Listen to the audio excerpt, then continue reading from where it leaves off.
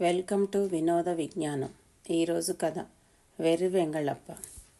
వెంకన్నపాలెంలోని శివరామయ్య అనే సంపన్నుడికి హరికథ వినాలనిపించింది. ఆ మరుసటి రోజే హరిదాసుని పిలిపించి కథ చెప్పడానికి అన్ని ఏర్పాట్లు చేయించాడు. హరికథ రసవంతరంగా సాగుతుండగా ముందు వరుసలో కూర్చున్న ఆకతాయి పిల్లలు కొందరు గలాబా చేయసాగారు. హరిదాసు చికాకుపడి కథ చెప్పటం ఆపుచేశాడు.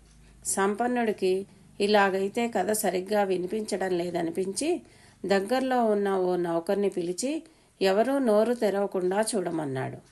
వాడు వట్టి వెర్రి వెంగళాయి. అయినా అక్కడ గొడవ చేస్తున్న పిల్లలందరి నోళ్లు మూయించేశాడు. హరిదాసు సద్దు మణిగింది కదా అని కథ చెప్పడానికి మళ్ళీ మొదలుపెట్టాడు. వెంగళప్ప హరిదాసు వంక ఒక మారు ఎగాదిగా చూసి కోపంగా, నీకు మళ్ళీ ప్రత్యేకంగా చెప్పాలా? ఎవరికైనా ఒకటే మాట, నోరు తెరవకూడదు అంటే తెరవకూడదు అంతే అన్నాడు.